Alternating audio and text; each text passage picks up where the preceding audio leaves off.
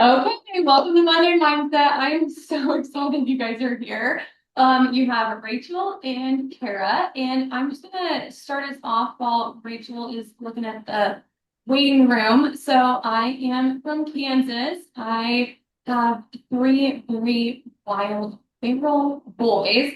My oldest will be 6 next week. His name is Paxton, and then I have Porter is 4, and he's like the typical middle child. And then I have Princeton, who is 2 years old. So I've actually been with Melaleuca since, so it's kind of a silly story, but I started shopping December of 2023 and I was with a different company and I had no intentions of doing the business. And then Morgan reached out and said, "Hey, you should look at this." And so I was like, I will, okay, I will. And then I got off the call, quit my previous company, Cold Turkey, and I started Melaleuca. They were doing $1,000 guarantee. So I started that about 17 months ago. I always think it's funny when I say that because I'm always like, when moms, you're like, "Oh, how old is your baby?" And you're like, "Oh, 37 months." That's always how I feel. But I've been around here for just a little over a year and a half, and I am now a senior director 8. And so that's just a little bit about me. Rachel, I'll let you go next. Yes. Okay, so I'm Rachel. It's nice to meet y'all. So I am from Georgia. I actually grew up in North Idaho, so I have that 208 phone number, and I love that because I feel so connected to everyone at corporate because I have the same area code as them, so that's always fun. But we lived in Georgia now for 4 years and been married to my husband Blake for 8 years. We have 2 kids. We have an almost 7-year-old who just started first grade. And then we have our daughter who is 11 and she is in middle school. So pray for us because that is a wild ride. It's wild. So I've been with Meluca for 3 years and I actually reached out to Morgan. We were in the same company together before this, but we did not know each other. And I had just followed her on social media for a while. I actually saw that she had stepped away from that company. And I remember messaging her and said, "You don't know me at all, but please tell me what you're doing because I know what you just walked away from, like income wise. And I don't know why you left, but I just want to know." And then the rest is history. So been here since then, and I'm a senior director 9. And we're so excited to share with you guys tonight. We have a couple of foundational pieces in our businesses that got us to where we are. So Kara has been here, like she said, about a year and a half working the business, and she just advanced to senior director 8.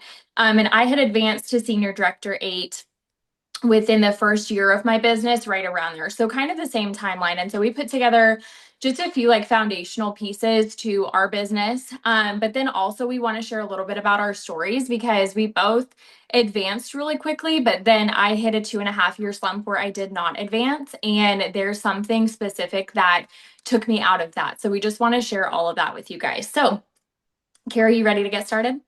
Yes, I'm You so good? excited. Okay, perfect. So I'm going to kick it off and we're going to talk a little bit about goal setting. So this was something that for me was kind of like mindless. Like we all set goals, but I was always really focused on what do I want right now? Like I think we just as a society live in that instant gratification. What do I want right now? And so all of my goals for years have been very short term. It was, I want to hit this advancement this month. I want to bring in this amount of income this month. I want to, whatever it is. And while that was really good, and that is part of goal setting, I had a long season where I didn't look at the long game. I just didn't have vision beyond where I was. And that wasn't because my leadership didn't teach me that. It's because I was scared to look at the bigger goals. And so I would always kind of count myself out and go, well, what's easier? What can I do that's a little bit more comfortable? Because I knew that the big stuff would be a lot harder to achieve. And so we want to encourage you guys to look at the long game of your business. So look at the big scary goals. Where do you want to be in a year from now? But even if we shrink it down, where do you want to be in 4 months? We have 4 months left of the year. Where do you want to be by the end of this year? Where do you want to round out 2025? And what does that look like for you? And then break it down even further. And where do you want to be by the end of August? So if you don't know this, on your business center, if you hit reports and tools and then go to Grow Suite and you can open that up on the left hand column, there's a tab that says status and goals. And this is really helpful. So if you click on that, it's going to automatically populate your next status advancement in there. So mine says executive director, and it tells me exactly what I need to hit it. It tells me what I've achieved, what I still need to do to hit it, how close I am. And so if you don't look at that, I probably look at it far too often, but I really like to know exactly where I am. So use that as your guideline for what you need to do to hit that next goal this month. And then you're going to break it down even further. And so, just for example, say you need 1,000 volume left to hit your next advancement and maybe one director. So, you have 13 days left of the month as of today. What do you need to do to go get that 1,000 volume and that one director? How many customers do you need to enroll by, within the next 7 days? Within, you can break it down day by day. What does that need to look like? And everybody's is so different, but look at the long game, but also then break it down and figure out what do I need to do every single day to get there. Um, and then just, we talk about a lot the accountability sheet, and that's going to get you to your end goal, whether you're looking at short term or long term. And I've always heard this said that fortune favors the bold. And so we always talk about accountability sheets, but truly like the bold follow-ups, the bold asks, those bold posts that make you really uncomfortable, talking to the people in person at your coffee shop that you see all the time, like just those bold moves are going to work right alongside that accountability sheet. And that's going to get you closer to your goal this month, in the next 4 months, and in the next year from today. And then my last little tip on goals, and then I'll let Kara go ahead, is that I don't know if you guys have heard this said, but you steer where you stare. And so I put my goals where I see them all the time. Where am I always staring at? So it's my phone background, it's my wallpaper that I just made on Canva. I have it up at my desk on a sticky note. It is on my bathroom mirror that I look at every morning. And I also have a little sticky note that's like in the little fold down thing, your visor in your car, because those are the places that I'm always looking. And so if I'm always reading about my goals, that's where I'm going. That's where my business goes. That's where my feet go. That's where when I get on my phone, I know what I'm supposed to be doing when I'm spending time on my phone away from my kids. What am I doing that's purposeful to get me towards my goals? So Kara's going to share a little bit about the other foundational piece that we just want to share with you guys. I actually really like that idea of putting a sticky note like in my visor. I just feel like that's a really busy mom on go, go, go. And so I like that idea. That. So when I was doing this and I started, seeing success and I was getting really excited, and I'll talk about, excuse me, some of my like key things of like what I did, but what I truly did that I feel like I saw when I started doing this, I saw success the most is I found my why. And I kind of want to get into that a little bit just because that is so important. I mean, you can say like, I want to make this amount of money and I want to, hit a certain status, but like truly, we're not here for this status, you guys. We're not here for the bonuses. We are here for repeat income. And what is that repeat income going to do for our life? How is that going to change our life? And when we share that with others, how is that going to change their life? So I want to get into my why just a little bit. I encourage you to go really stinking deep when you talk about your why. When it stops becoming about the money, that's when you hit like exactly where it needs. Like Rachel said that the other day, when it stops becoming about the money, and that's exactly that is the best way to describe your why. You stop striving for recognition. Like recognition is truly just like the cherry on top. And I'm like an analogy person, so I love a good analogy. And I was trying to come up with one for you guys, and I was thinking, okay, like these scoops of ice cream, it's like all the bonuses, right? The 2020 club, the mentorship bonus, the car bonus, the double advancing bonus. Like you just keep getting these awesome scoops of ice cream, but you don't have anywhere to put them. And I love ice cream. And so I was thinking, okay, we need a cone. This to be our why. And you truly need a foundation before you have all of this ice cream to put on top. And then you get an advancement and it's just the cherry on top. Like, right? It's just like the perfect ice cream sundae. So I'll tell you a little bit about my why is if I don't cry. But woo, I'll just start off crying. How's that? That'll make me feel good. I struggled. My marriage struggled really, really bad. And we were on, ooh, okay, hold on. I didn't think it would come this fast. But I hope your why does this for you. So marriage was like at an all-time low, and we were throwing around the D word quite a bit. And there was a lot of alcohol being consumed in our house. And I just knew there had to be more. Like something had to change. And the only thing that I could think of that needed to change was there needed to be more income. I needed to get a second job. I was a stay-at-home mom at the time, which was great and I loved it, but I was a hairdresser previously, so I thought, well, I will start doing hair again, and then it just caused more problems in our marriage because then I was working extra, we had kids at home. It still was not making ends meet. We were still not able to bridge the gap. And we did a lot of counseling, which cost us a lot of money. And we graduated from counseling, which is like, she didn't print off a certificate for us, but it was really, really good for us. And what I learned is that our finances is really important to my husband, not me. I wish it was, but it's something that is really, he holds that burden on him a lot. And we were financially okay, but I still needed a lot of wiggle room for him to feel safe.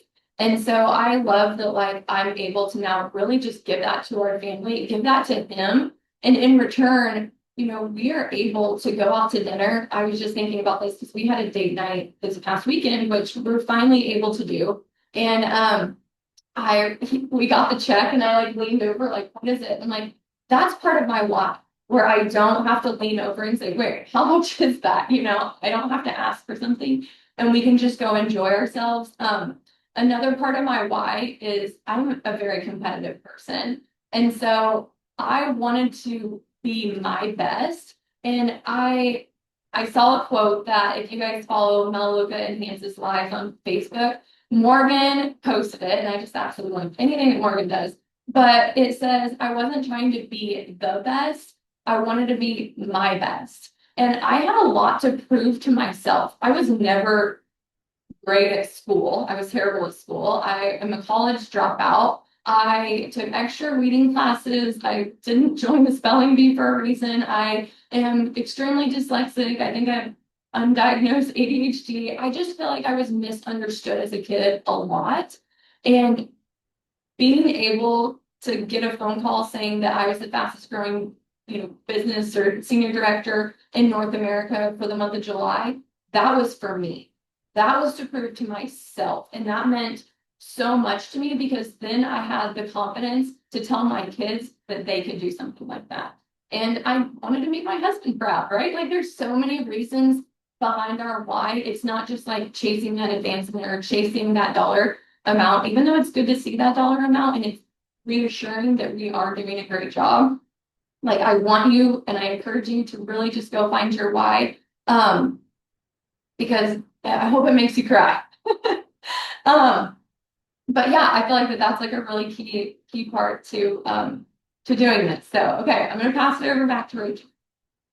I love that. And I think the times when we can get vulnerable is really where it like even hits home for us again. We're like, yeah, that's exactly why we're doing it. They always say like your why should make you cry. So this kind of leads me into my next point is for a long time I chased the recognition and the advancement. And I just remember like, okay, my goal is just to walk on stage at the awards gala at convention or, whatever it was. Like I just wanted to feel celebrated, and that is what I chased after. I chased after the advancements and all of that. And then the Lord really humbled me. So after I went senior 8, I did not advance for 2.5 years. And I'm like, this is crazy because it's like a baby step, it felt like, to senior 9. And I know that the reason I wasn't advancing wasn't because it was, I mean, it is a lot. It's hard, right? Like it is a big step, but it wasn't like the work that I was missing out on. It was literally my why was so misplaced. And somebody said to me, and I cannot remember who it was, that somebody said, if God told you that you would forever be a senior director 8, making what you make right now every single month for the rest of your life, would that be enough? And I said no. And I had to get my heart right because I was like, no, like it wasn't enough. Like I just wanted the next thing, I was always like, there's got to be something more than this and something better. So my heart really had to change. And so I had to figure out what my why was again, because we hear Darren talk about it if you've been to any of the events, and it's always inspirational. And I always tune it out because I'm like, I know what my why is. Like, I want to, be successful. But my why really, I figured it out within the last 6 months. So I'm just going to briefly share this and then move on to another tip for you guys. But I think my why that I have figured out is based around a lot of what Kara said. Like, we just want to prove to ourselves sometimes as moms that we can do something for ourselves that doesn't involve raising our kids or being a good wife or whatever, right? So I became a mom when I was 18. I was 6 months out of high school, and I at the time was in a really abusive relationship, and I left that. And I just remember thinking, am I ever going to be able to provide for this little girl?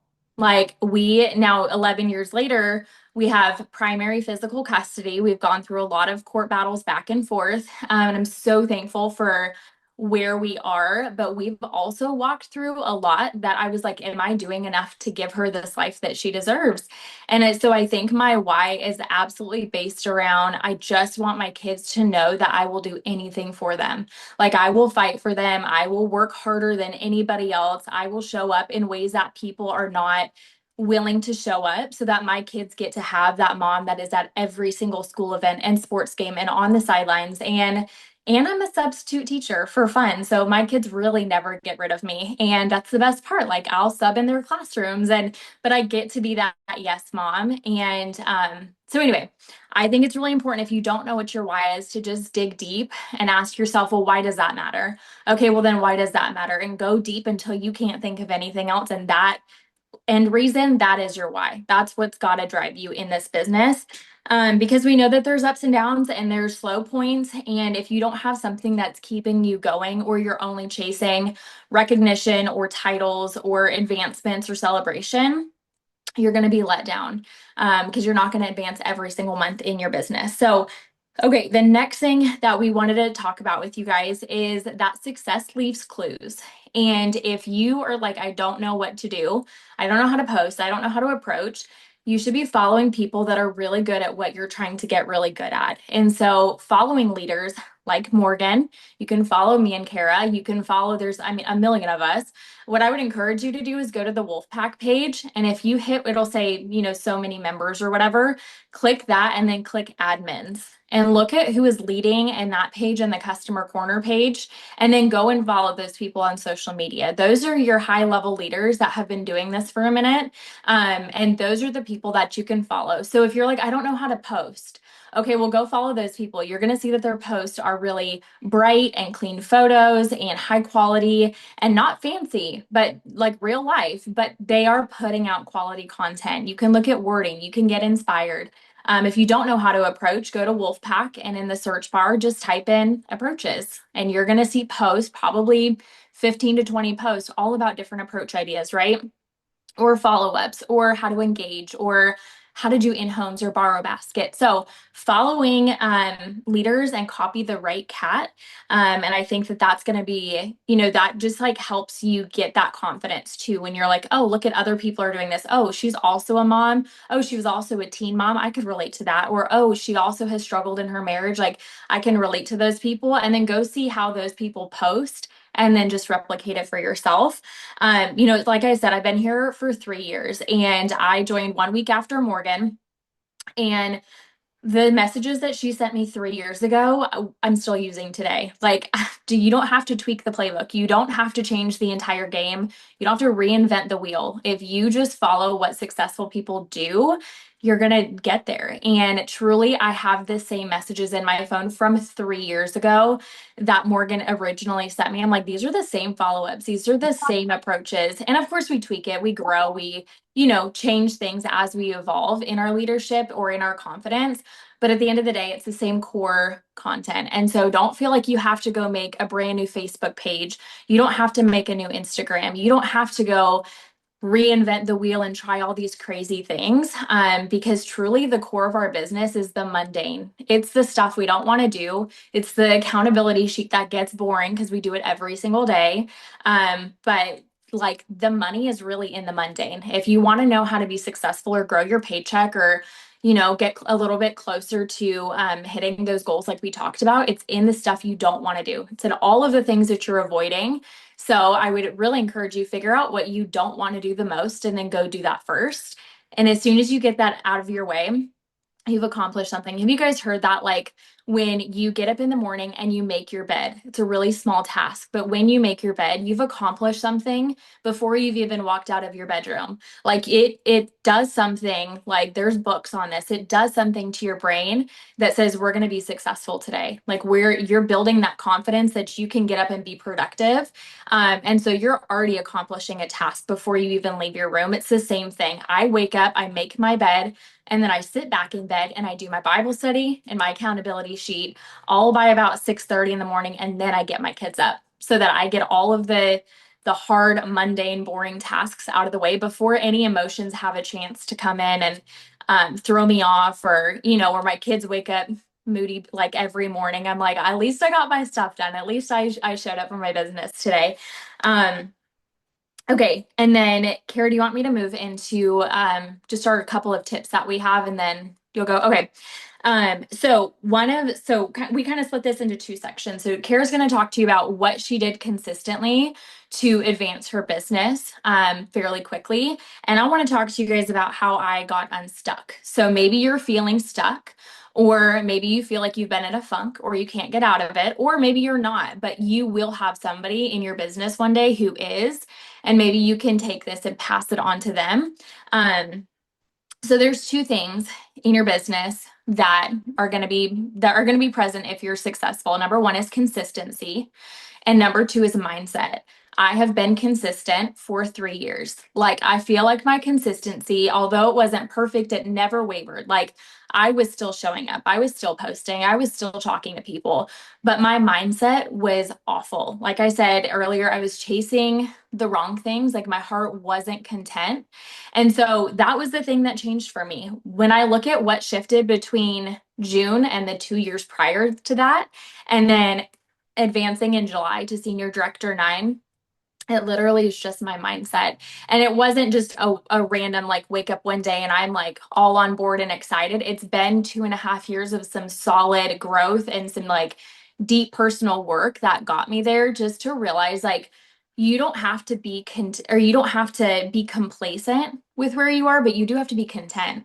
Like, be proud of what you have accomplished, be proud of exactly where you are in your business right now, but you don't have to be complacent. You don't have to just like, okay, we're just going to stay here forever.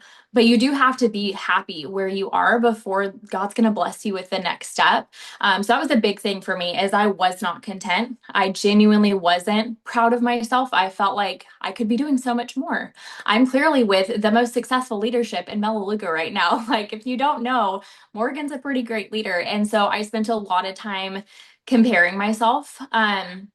Not just to her, but just to everybody that I was surrounded with, some high level leadership. So if you're taking notes, this is something I want to encourage you to write down.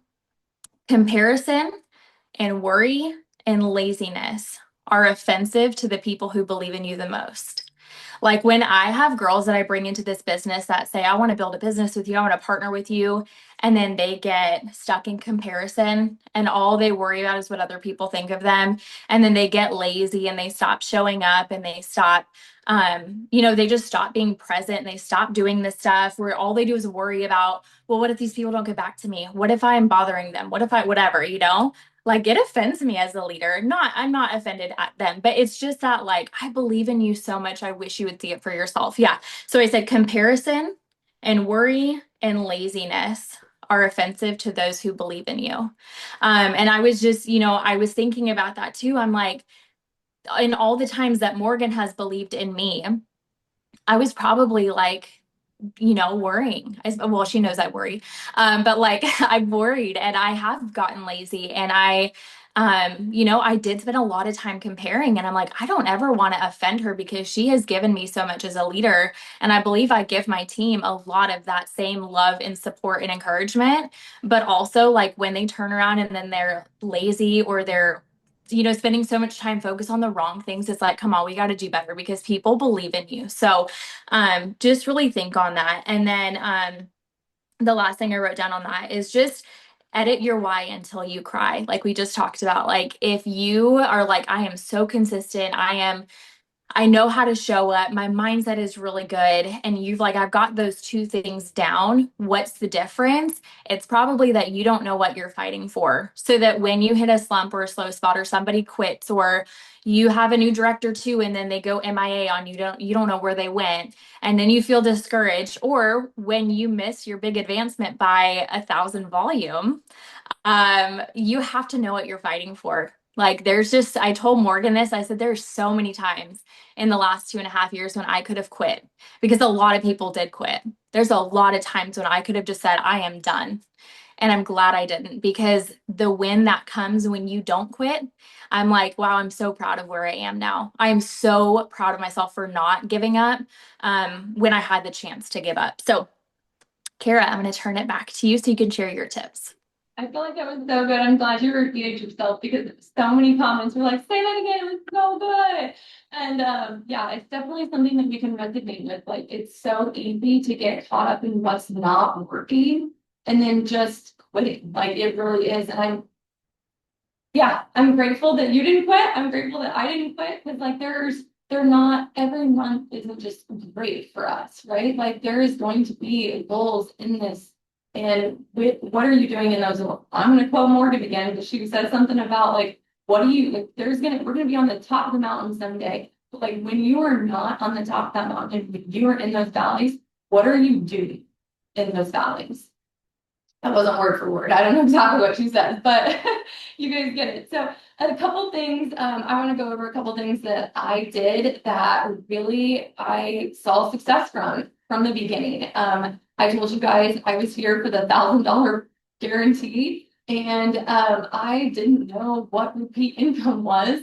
So coming from my previous company, and so I kind of took a step back the month of May. I didn't know, what this looked like. Maybe this wasn't for me. And I think I had one customer fall off and I signed another customer. So I was still at 8 shoppers for the month of May. And my repeat income was like $250. And I was like, whoa, I didn't do anything. And I got a $256 paycheck. That's kind of cool.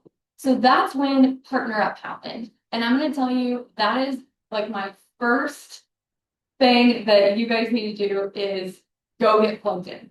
The next time Partner Up comes, the next time Fast Track comes, the next time, you see a convention ticket for sale. And if you guys are new here, you guys may have the opportunity that as soon as you hit director, you get a convention ticket for $99. Go buy it the day you get that. It is going to be the best investment. I was hesitant. I came from a previous company. We had all the hype. Like it was it was just nonsense. It was complete nonsense and just a lot of fluff. And so I was really hesitant to go to convention. But when I went to convention, I was a senior director too. That was in May. I'm a senior director 8, hopefully going exec very soon. And that is because I plugged myself in. When I started Partner Up in June, I think it was like June, July, August, I think is what it was last year. And I was partnered with a girl named Lauren Nyberg. I don't know if she's on here today, but she is literally a doll. And we were just like a couple advancements different. She was, I think, 2 advancements above me. I think she was a director. I think she was a director 3, and I was just a director when we first started Partner Up. And we were able to, earn our Vegas trip fully paid, by the way. And we had so much fun, but it wasn't the trip that I'm going to remember. It's the accountability partner that's now a really good friend of mine. Lauren is such a good friend of mine that like she will call me and she'll text me and say, how can I pray for you? That's the kind of accountability partner that you want. And if you don't have an accountability partner or a group that you can get plugged into, go message your enroller right now, right thinking now, and go say, hey, I need an accountability partner. Do you know of anyone? Or do you know where maybe I can like get plugged into one? I know there's a ton of options on the Wolfpack page. Like there is no excuse not to have an accountability partner or a push partner, whatever you want to call it. But I would say like it was just really cool because I think without Lauren, we wouldn't have been able to advance our businesses. In 10 months, we did 10 advancements. And that was so cool to be able to do that together and then to meet in person at convention. If you did fast track, I can't wait to see you in Punta Cana in a few months. But if you didn't, you missed out because we're going to have the best time. And it was a really great opportunity to get plugged in. So I encourage you, whatever, I don't know what it is that they're announcing at launch, but I suggest whatever it is getting plugged into. If it's double bonuses, if it's the pace setter reset, because I wasn't on pace setter, right? So I really look forward to like when pace setter reset comes out. I look forward to being able to share that with my team. Not only you getting plugged in, but making sure that your team is getting plugged in too. Another thing is team calls. Are you jumping in on the team calls? Are you like taking notes? Are you making sure that your builders are on there? And Monday mindset. I love that everyone's in here tonight. I was just looking, 312 people made a point on Monday night when their husbands or their spouses are getting their kids ready for bed and cooking dinner and doing all the school things. School's back in session. It was easy for you to not show up tonight, but I'm proud of you for showing up. Keep doing that. Rachel talked about the accountability sheets.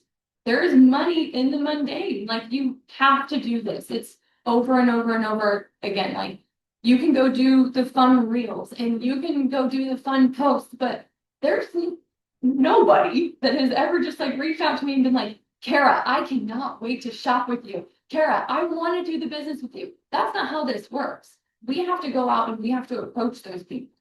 And that is where I have seen the most success is when I do approaches, but when I do business approaches, and I want to talk about that a little bit because that's my key. That's like my second key thing to being successful, is doing the business approaches. I know they're scary, but I was just talking to a couple of the girls on my team, and we're starting to do a thing. Now, I don't know if we're going to be successful at it or not, but that's going to be another one of my key things is never stop trying. But we'll talk about that here in a second. And so we are going to start doing a business approach to every shopper. Like they are going to hit submit, and then we're going to say, hey, I don't know if you're interested in referring or not, but we should host a messenger party for you because I just started my business and I would love all of your help and support in kicking off my business. Would you do that for me? Would you just invite a few of your friends and family and we will have a very intimate messenger party? And can we have it tomorrow?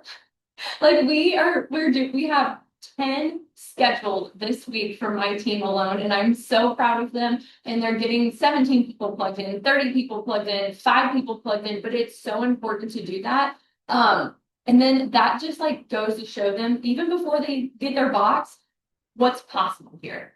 Another thing, and like I said, I don't know if this is going to be successful or not, but another one of my key things is doing the scary things.